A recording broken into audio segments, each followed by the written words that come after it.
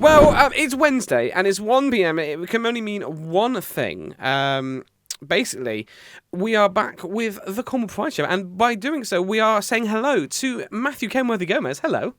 Good afternoon, Pudge and Els. It is Wednesday. Ordinarily, Cornwall Pride shows at 12 o'clock, but we are at 1 o'clock today. Okay, Pudge. Yeah. So, interesting one today. So, we're breaking things up a little bit.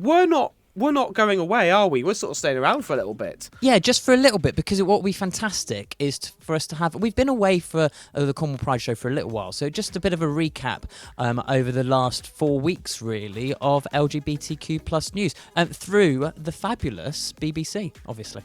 Of course. Well, if you want to jump right in, I am ready to go, but this is your show, Matthew. Don't let me stop you. Yeah, so, Pudge, can we have the first news? Of course. We've got it right here. Thank you, Owen. Mail State. Russia bans group for anti-women and anti-gay posts. Yeah, you got really confused when you read this because it didn't make sense, did it? Well, I mean, I'm glad to hear it, obviously. But no, it didn't make sense because obviously over the last few years, me, just as a layman to the subject, really, we've only heard really bad things about, gay rights, women's rights, LGBTQ plus right, the whole shebang. It's just felt like it's getting worse, not getting better. And this was oh, wait, when did this happen? This is good news. This is really great to hear. So could you tell us a bit about this? I was literally just chatting with my friends this weekend. We had the UK Pride Organisers Network meeting, and this news report came out. And we're like, sorry, what? How? Yeah. I'm very, very, very confused. This is the country Russia, yeah, which is notorious around their LGBTQ plus rights and kind of their conversations around traditional families and what that actually means. But a Russian court has done exactly that. So it's an extremist group and groups that are putting out anti-women and anti-LGBTQ plus events and kind of context across their social media, and the Russian court has banned this. I mean, it's absolutely fantastic to hear. And like you said, when you brought the news up, I had to read it like 3 times to really make sure I got this right. If you don't mind, can I read a little bit out from the article?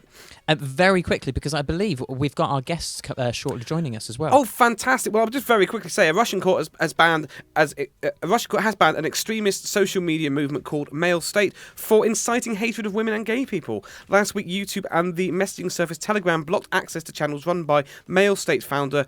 I'm not even going to try to say that name because I'm not going to embarrass myself that much on the TV. The group, which was set up in 2016, has attracted thousands of followers. They initially organised a Russian equivalent of Facebook. Basically, they was organised on. But fantastic stuff. I mean, really, really good to see that people are still not. I find a lot of people are afraid to stand up and talk about this or do something about it. And someone's gone, no, this needs to be done. Ban hammer. Right down. I love it. Absolutely, Pudge and Els. We're going to go to a very quick break. Whilst we have our guests join us. Well, I do love the next song. It's Happier by Marshmallow. I think it's good timing for this one. We'll see you guys all in a minute. And we're back on the Cornwall Pride Show. And actually, I want to ask our viewers some questions. So have you worked in an organisation and felt isolated because of who you are, or even unwelcomed because of different work settings? Have you wanted to share your thoughts and feelings in a safe place within a work environment, but didn't know where to go? Okay, so many organisations have staff networks, support for our communities, and one such network is with us for a few months, sharing their updates and work streams to support not only their staff, but actually their patients too. So joining me today, we have Edward Mabgwe, he, him, who is the minority ethnic lead, and Mikey Stevens, the LGBTQ plus lead for the Royal Cornwall Hospital NHS Trust. Hello. Hello both. Thank you so much for joining us today, Edward and Mikey. Share a little bit more about yourselves and your roles. Okay. Hello there. Yes, my name is Edward Mabgwe, and I work for Royal Cornwall Hospital Trust. So in this role, I actually do 2 roles. So 2 days a week, I work as a nurse practitioner in one of the urgent cares in Penzance. And 2 days a week, I do ethnic and minority support. So I'm a lead for the trust. So I work with all the ethnic minority staff, running a staff network. Fantastic. And Mikey? So I'm not clinical. I've got, obviously, this role for Wednesdays where I'm the LGBT lead. And then the rest of the week, I'm what's called an assistant people partner, which is basically working in the HR team and supporting our staff in that capacity as well. Fantastic. And for our viewers who have never been within or know of what a staff network is within an organisation, what's a staff network? Right. Yeah. So staff network. So it's a network of made up of staff representative. I mean, we've got different people that are protected against protected characteristics. So we've got the LGBTQ plus. We've got the race inequality. We also got the gender.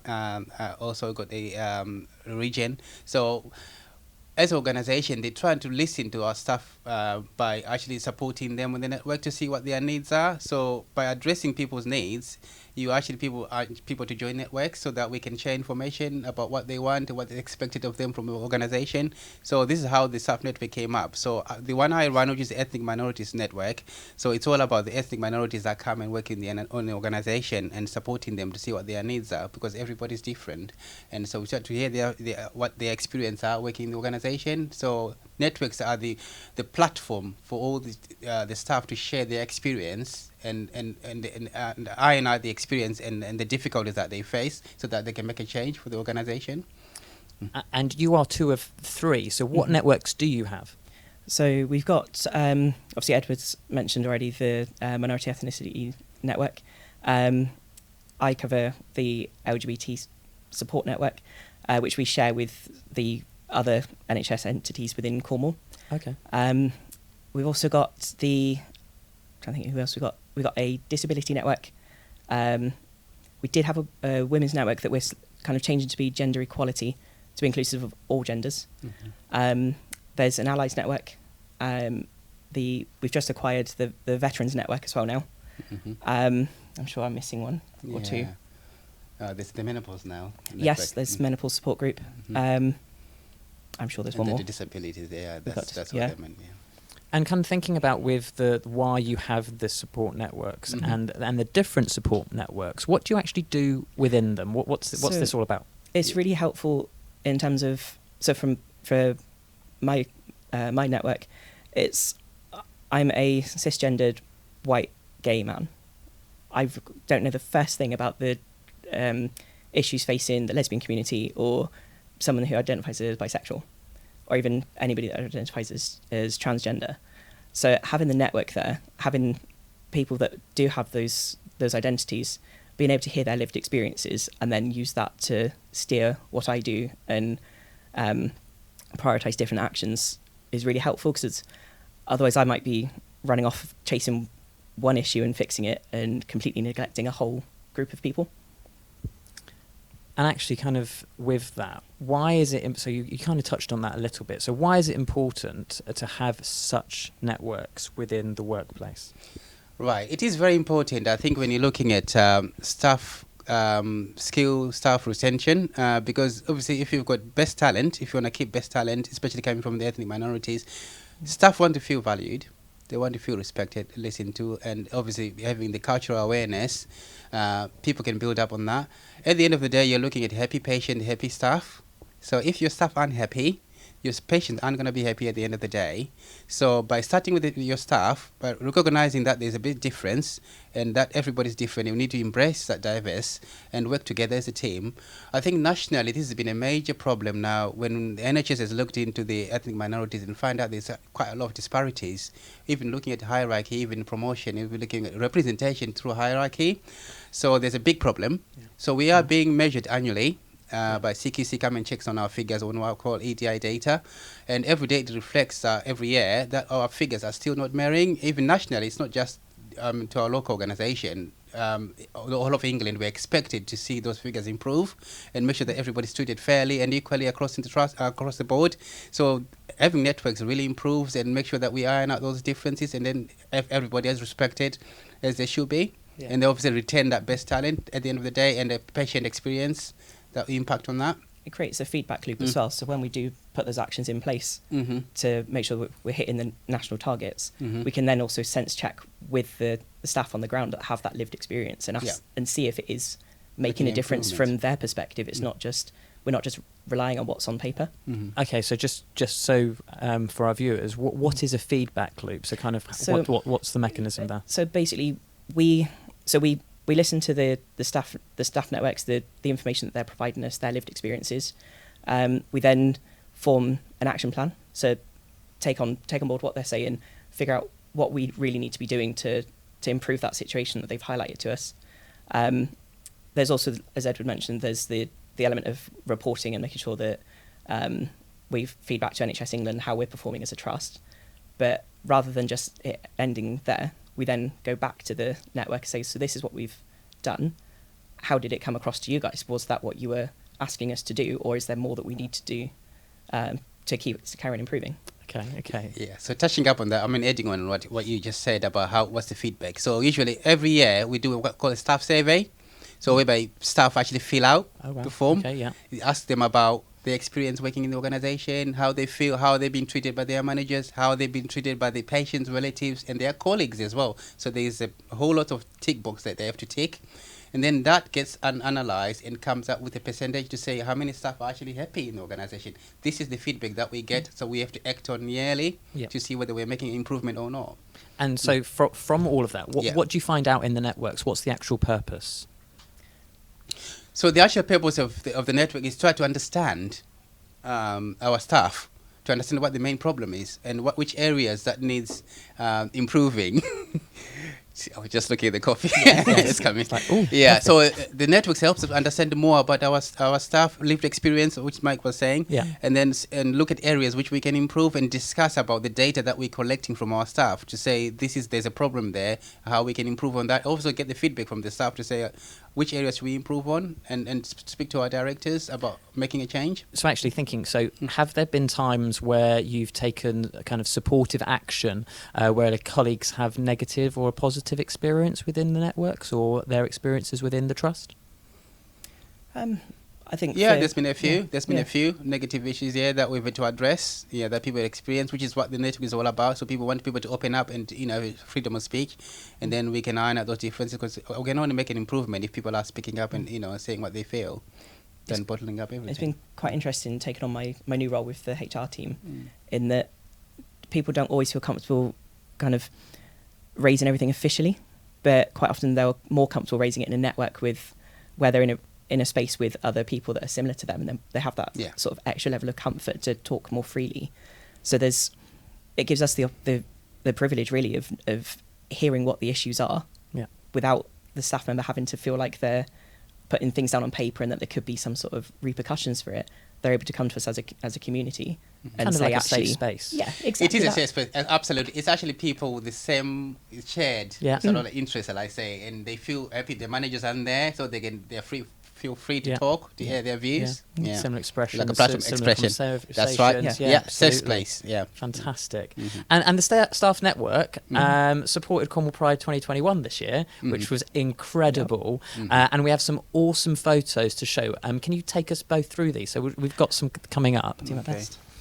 So that's kind of I'll leave it to you guys. So the as you said, the staff network supported Pride. So we had a stand set up there with you can just see it on the picture on the left there. I think we were asking people what the NHS means to them. With and they had the opportunity to write on a whiteboard. I think we did talk initially about having it all with cameras and things and recording it, but I can tell you from just sitting here, it's tricky. So yes, it is. It is. It's a different type of setup. So we went with the whiteboard instead to be a bit more. I think we've got some old photos of the whiteboard. So kind of yes. So what do we have here? We've got health and well-being is written on the whiteboard there, and then the NHS fixed my broken arm, and then knowing that they're always there to help, they saved my dad, helped us all during COVID, and putting their lives at risk. So what kind of there's more, so we'll go through all of these all at the same time, just read them through. Bear with me. So support through my cancer has been amazing. Thank you, NHS, saving lives, saving families, helping people, kind, selfless and privileged, free to all. This one is really important. for everyone that's listening and watching this, they saved my life. They helped me and a lot of other people. And I believe there's a couple more just finishing up, where we've got some extra people from Pets at Home, a fabulous drag queen, a Spider-Man, and everyone talking about Think NHS. So why was it important to get that feedback like that? I think because it comes from, we can see that it comes from our community, from the LGBT people, rather than we always ask patients for feedback in the hospital. I think on every exit to the hospital there's the smiley face button system, so it's just a touch screen and you can hit whether you got the happy green face, the sad red face, and the in-between amber face, to just very briefly explain how your experience was that day. Yeah. But that doesn't really tell us much around the actual experience that those people have had, the human element of it, or even who that person is that gave that feedback. So that's just the average patient kind of view. What I find incredible with those photos is it's not just the words. A picture tells 1,000 stories. Yeah. And the people holding them, because it's their thoughts and their feelings of actually how the NHS has helped. And it's just fantastic. Yeah. And they were clearly all from different walks of life and all have probably very different lived experiences. And it is nice to get that human element of it, because we do get a lot of our work is data and reports. Yeah. So it's nice to see beyond that and see the people that are being affected by what we do. So obviously with the staff networks, it is about holding that voice with the different communities. And we have touched on this already, but I could just a little bit more on that. How does it specifically help your patients? So a lot of what we do, so we always work, because it's a staff support network, everything we do is aimed at our staff. But it's almost like a byproduct. I can probably think of a better word, but it's almost a byproduct of what we do that it impacts on our patients as well. So if we do something to look at racial equality amongst our staff members, that message is going to bleed across into how our staff look after their patients as well. Yeah. There's a phrase I often hear used amongst staff in the hospital of happy staff, happy patients. So if we're looking after our staff and making sure that we're sending out the right message on equality, then they embody that and take that forward into the care of their patients. And Edward, just kind of thinking about all the different feedback, how does, and I think we might have spoken about this, but you have also patient groups or patient feedback groups. How do you connect all those dots between the patients, the staff, and then reliving that back into the patient's support? We do have a patient experience team that looks at feedback through the reports, the complaints format that patients present to us. So we look at those complaints and the data that tells us about their patient experience, basically if they've got to make a complaint, and then how we deal with the complaint. If it's to do with equality, then we address it that way. But yeah, that's how I think connecting it usually with the patient and the staff data is usually quite difficult because they're separate entities.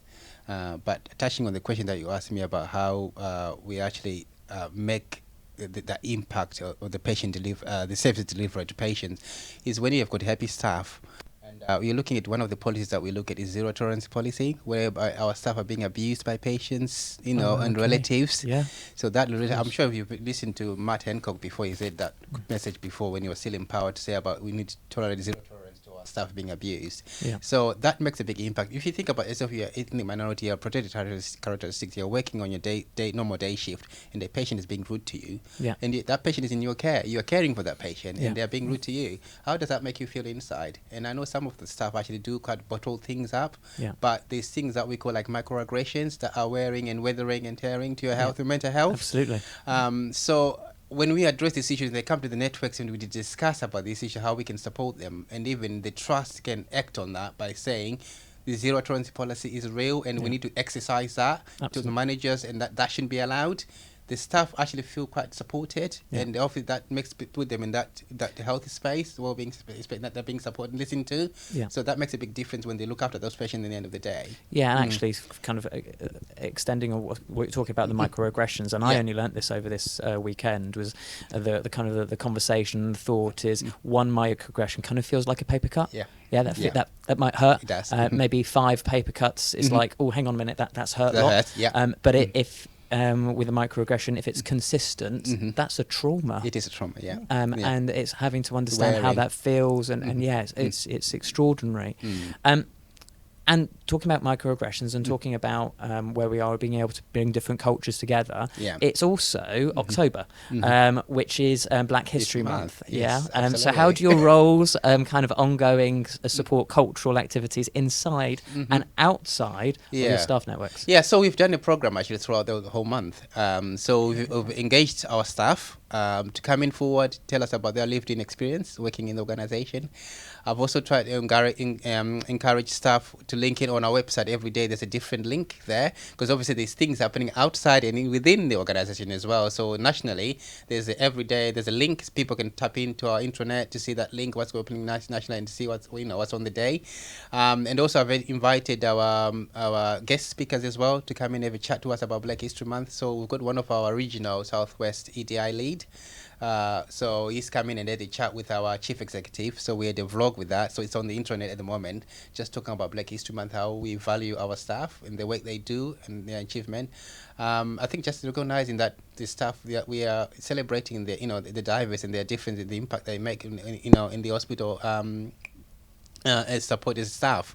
So. And the other things is we're looking at doing food as well for multi kitchen. Because we've got so many nationalities that work within the organization. You've got the Philippines, you've got Indians. So we're trying to do like a multi dish, maybe once a week, so people can enjoy patients and patients as well can enjoy that. So that's part of it as well. So so it's quite a lot of things that are happening.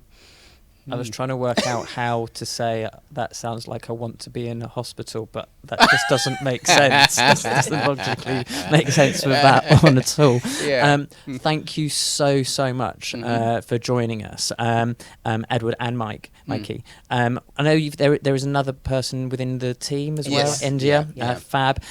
So it will be great to catch up with your team and everything that's going on, because it would be fantastic to see if we can put this in as maybe in a placement maybe once a month or so. So this is Cornwall Pride Show, and we'll catch up in a couple of weeks, and we'll catch up with the NHS Staff Trust in a month. See you then. Okay. Thank you. Fantastic. Thank you very much, guys. Absolutely brilliant. We're going to get... Hello, welcome back. Sneaking in there. I was never gone. You was never gone. Never gone. I don't know what you're talking about. Just when I need her. No, absolutely fantastic. Thank you to Matthew and your guests there. Absolutely brilliant.